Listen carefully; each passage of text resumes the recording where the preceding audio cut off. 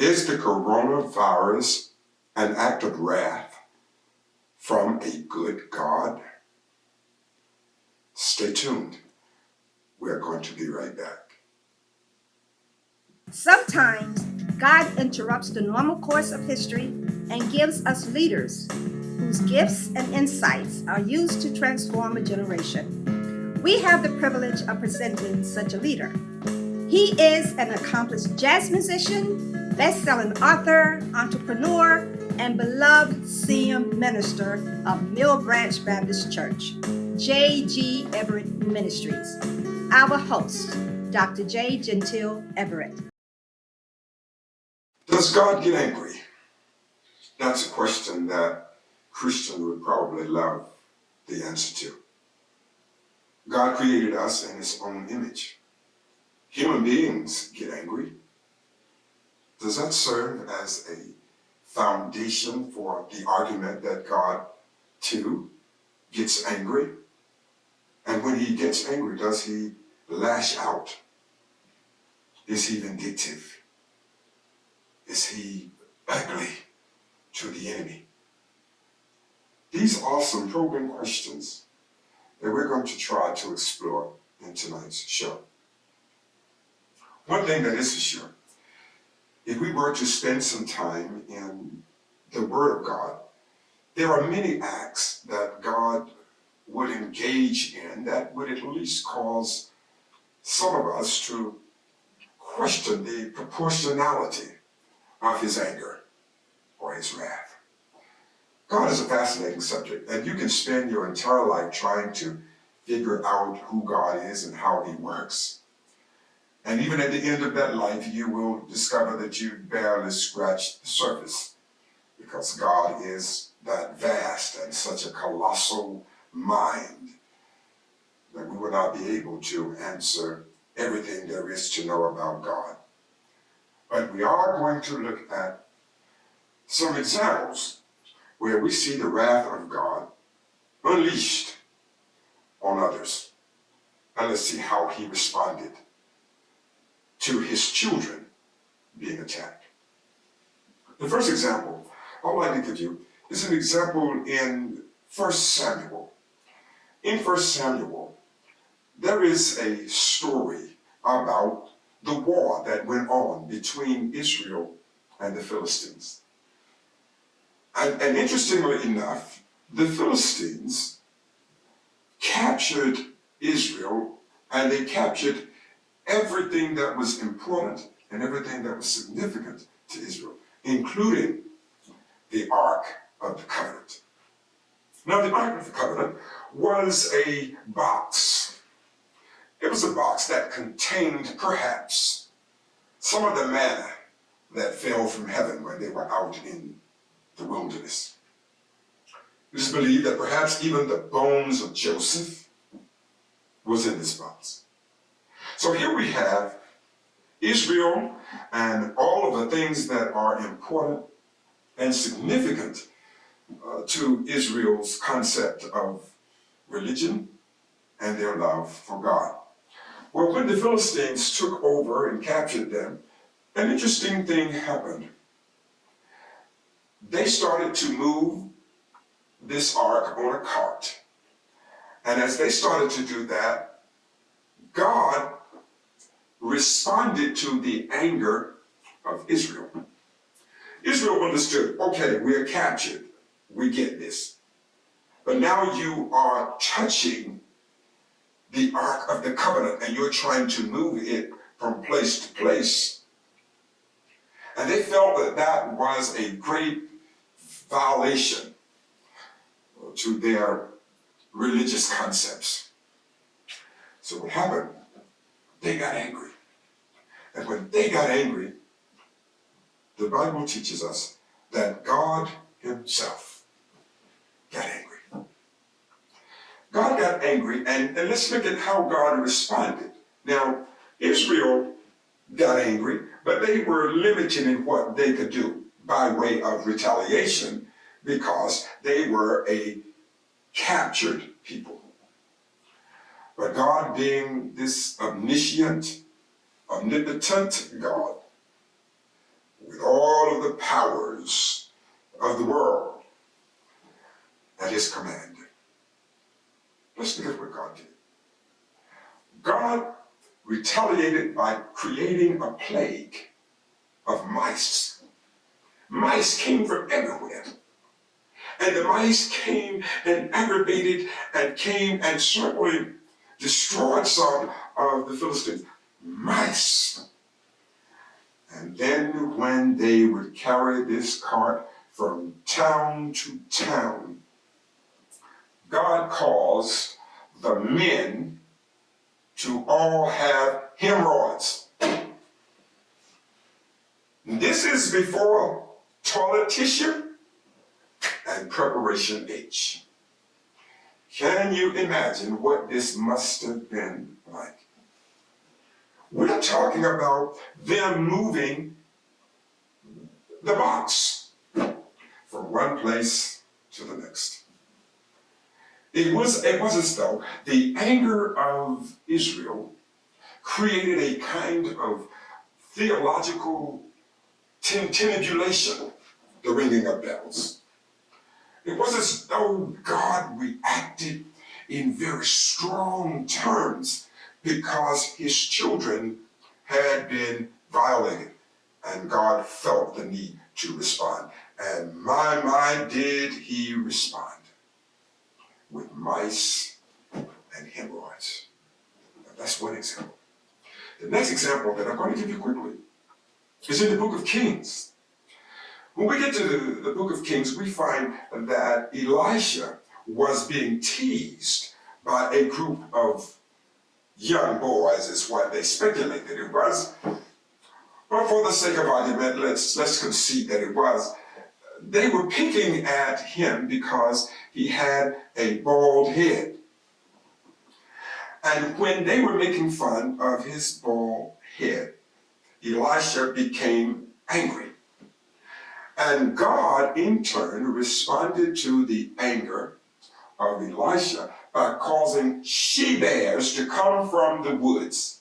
And the she-bears came and mauled and killed 42 young boys for that act.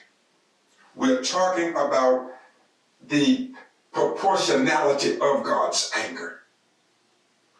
Was God's response a little excessive? I mean, he was just being picked at because he had a bald head. But he got angry, and God responded fiercely by causing the bears to come from the woods, and they destroyed 42 boys. You need to stay right there. It gets better. Stay tuned. I've been feeling like this my last chance on. What's up, world? It's Rough Guy Rhymes, the leader of the Dream Big lifestyle, and I'm here to tell you to dream big. When your ministry is ready to expand and grow, and you are in need of financing, before you go anywhere, give Everett & Kennings a call. With minimal information, Everett & Kennings can have you financed in 1 to 2 days. The interest rates are at an all-time low, and no credit checks are necessary. No personal guarantees. This company is owned by ministers who understand vision, and they have loan programs for any situation. Construction or renovation, they have the funds to do your deal. You can call them at 877-320-0115, 24 hours a day, and they have staff to direct you. Everett & Kennings, your one stop for all your ministry financial needs. Their motto is, pastors bring the message, we'll bring the money for ministry. Welcome back. We were talking about the anger of God. Or are we talking about the mismanagement of God's anger? I'll let you make that determination. Now, one other example that I wanted to give you about the anger of God. Now, this one is in the book of St. Matthew, 21st chapter there. Jesus is gleefully walking along, and he's hungry. And he sees that there's a fig tree, and there were no figs on the tree. Now, most biblical litericists believe that there shouldn't have been any figs on the tree at that time. So the fact that Jesus cursed the tree, they're still trying to answer that question because they were saying during that time of the year there should not have been any figs anyway. Well, I'll leave that up to you to debate because you have those thinkers who are liberal in their theological concepts, and then of course you have others that are very conservative. But what is important is Jesus cursed the tree. Jesus became upset, it appears, because there was no figs on the tree, and he responded. Now, what's interesting about the response of Jesus, we have a kind of amalgamation between humanity and divinity getting angry at the same time, because Jesus being the embodiment of both God and man, he was the God-man. So we have Jesus as the God-man, and we're seeing that there is obviously a harmony with what the man felt like he needed and what God felt like the man needed, and therefore God acted in concert with the man. Which leads me to the most important part of the show, probably, and that has to do with God agreeing with man. Now, this is something that's kind of different in many churches, many Christians will have problems with this concept because they believe, and most people believe, that we are the ones that are always subservient to God, and we are the ones who should lose our will in him. And that's good, and surely that's taught, and I do believe that, and I think that's important, that God's will always trump ours. But there are those rare times when God's relationship with his creation is so majestic and so special that God will give his creation authority to act on his behalf. Now, this requires an unusual relationship with God, and very few people will ever attain this kind of relationship. Because to walk with God on this level, you're saying that I have sacrificed myself to such an extent that it's all about me and God working in concert. And when God recognizes, or when God sees how we have grown, I can't say it enough, very few people will get here. There is a thing that teaches God will agree with his creation. He will agree. It's not that God will you please. It's God is going to do. Now that's interesting because we're taught all the time that everything that we ask or everything we try to do, we'll say, we'll do it if it is God's will. And yes, I certainly understand that. Wonderful. But what about the 3 Hebrew boys in Daniel chapter 3?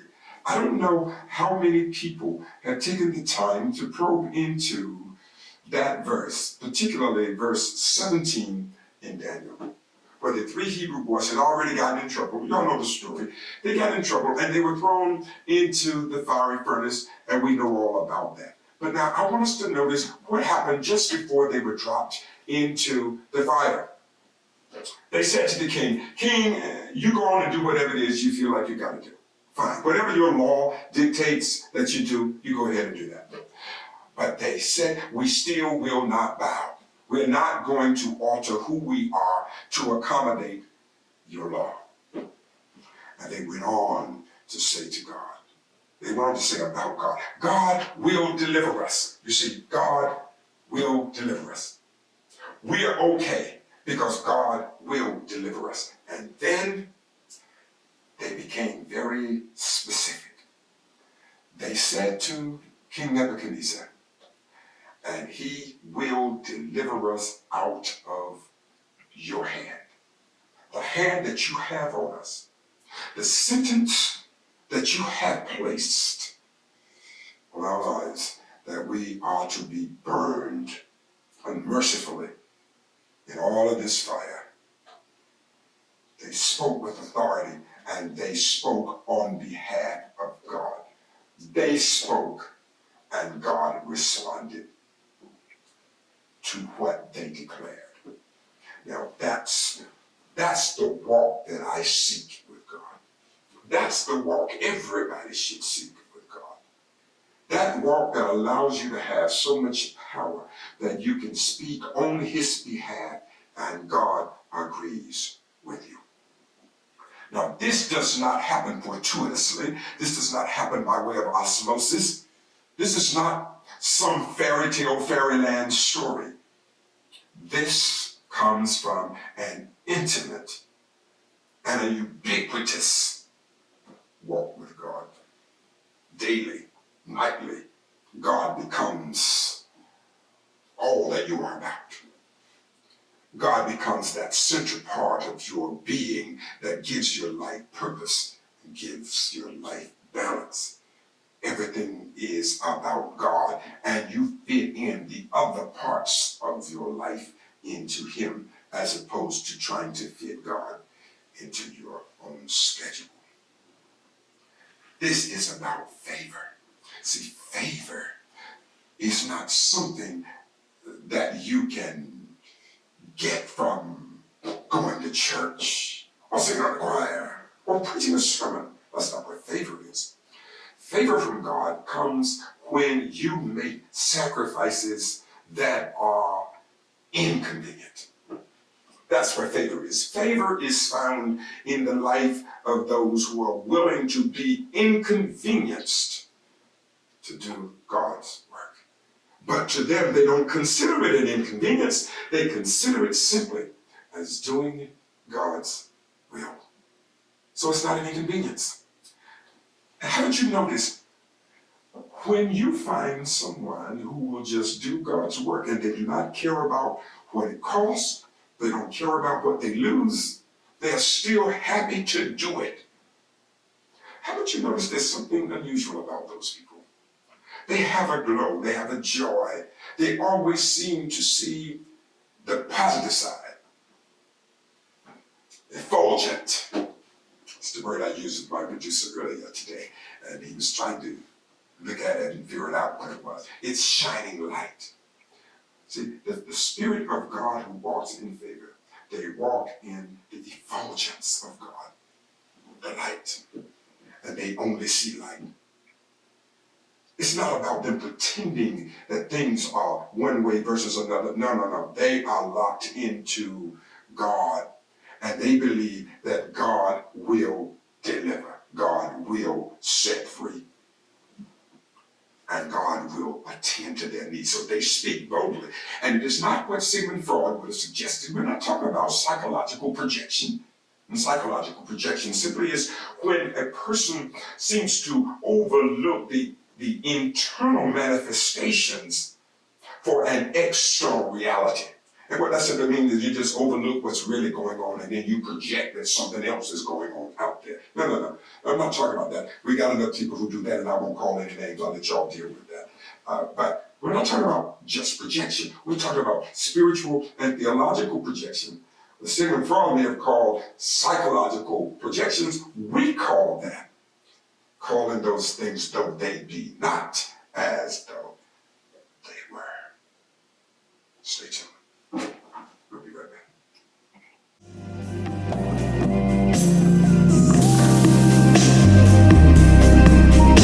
I saw you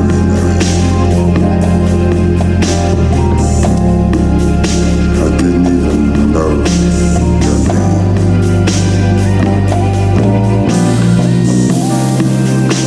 But it really didn't matter very much to me. I knew that I just love you.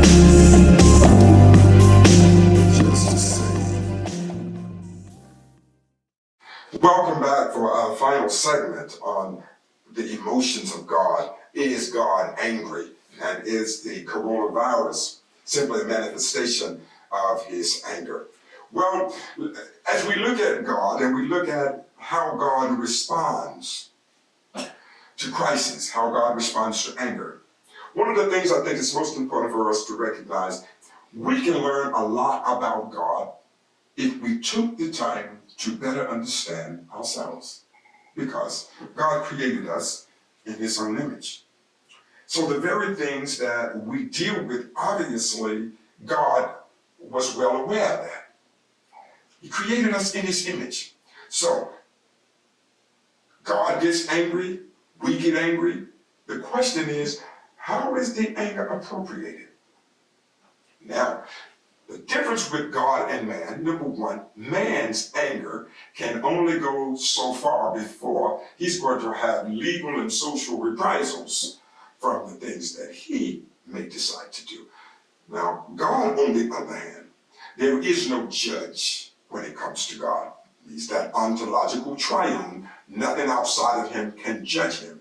So God is free to manifest his anger or his kindness any way he wants to, and there's nothing anyone can do about it. But when we think of God and we think about the anthropomorphic God that we have been discussing, we tend to understand God in anthropomorphic terms because that allows us to understand God as we understand ourselves. Now, how do we really know God and how do we appropriate God in our own psyches? Well, culture has a lot to do with how we respond to God. Culture has a lot to do with how we understand God, how we appropriate him.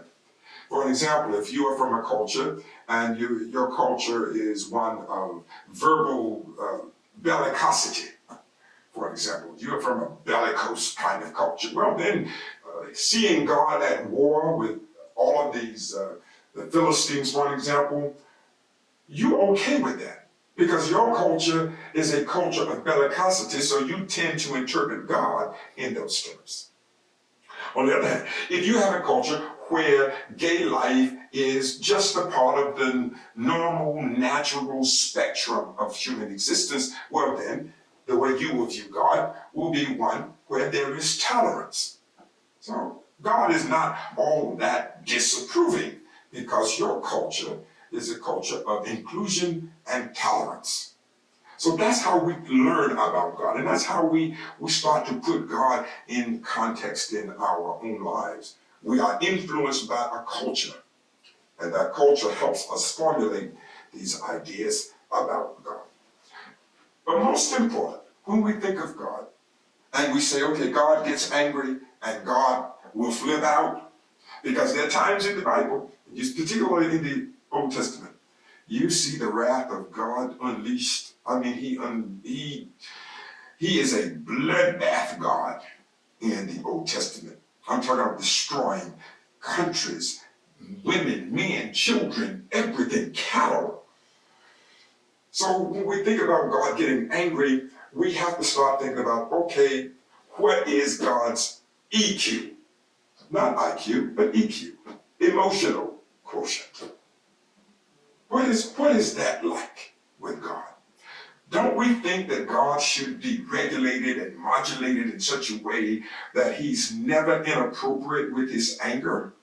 Because if God is going to be inappropriate with his anger, it gives us an opportunity to be inappropriate with our own. So we're not going to put God in that space where we feel that God he's just a loose cannon. Now, God's anger is locked into purpose. That's the thing that I want everybody to understand. See, most of the time when we get angry, our purpose is to destroy something immediate. And it is a response from some lust to get even. That's usually what makes us angry. And anger for us is based on something that happened that we did not expect. And because we didn't expect it to happen, it did not meet our expectations, so then we become angry. But God's anger is much wider than that. His anger is about purpose. So I'm going to leave you shortly because I got to tell you this one last little thing. The thing that God wants us to know more than anything else. Every every life, when that life meets God, that life has a godly incident.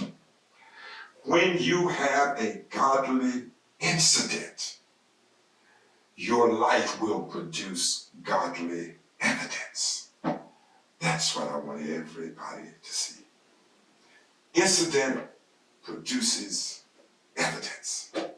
And all I have tried to do all these many years that I've been a pastor, and I've gone here and I've gone there, pastor this place and pastor that place, I was going to these places because God had given me a vision. And God had given me that vision out of an incident that I had with him. And I would go to these places because I was determined to try to bring evidence of that incident that I had from God. Now, everybody will not give you that. Everybody will not cooperate. Everybody will not even believe that you had such an incident. But when you have a godly incident, you'll still get angry, but you will appropriate your anger for your anger to yield evidence of purpose. Evidence that will make the world better for God's children. I'm going to leave it there. I'm going to have to see you the next time. But before we go, a couple of things I do need to bring to your attention. And that is, please, everyone, let's support the Clinton Inn, Sister Addie, her wonderful food. Make sure we go and support them. Scotland Motors over there with Lee Howell. Go buy all of your cars from him. He really has a wonderful selection. Let's not forget the Fish House in Fairmont, Gail and Andre Taylor. Wonderful people doing a great work in the community. McKellar Check Cashing Company, go see Miss Pat. She is really a darling person, and she's there to help you during your time of need. And let's not forget the House of Fish going north up there in Aberdeen with Danny Hayes. You will enjoy your experience there. And I also want you to go, when you need your car to be detailed, go check it out at Rashad Detailing, right there on Main Street. My cousin, Terry Ingram, is the owner. Really excited about what he's doing, and I love the fact that he is promoting entrepreneurship in our family as well. Lastly, but certainly not least, my other colleague, a fellow colleague and a cousin, very special cousin of mine, Reverend Darrell B.J. Gibson Jr. He is the owner of Main Street Boutique there in Laurinburg. Please, everybody, let's go and let's give them our support because they're doing great things. And for all of you who do not catch this show, you can catch our show on YouTube. Look under Social Perspectives, J. Gentile Everett, and you'll find it right there. Check it out and keep up with us. And remember, all of your contributions that you can send to keep the broadcast going, they are all welcome. It's all going to the Kingdom Building Ministry of the greatest church in the world, Mill Branch Baptist Church in Fairmont, North Carolina. I gotta go now. God bless you, and I'll see you next week.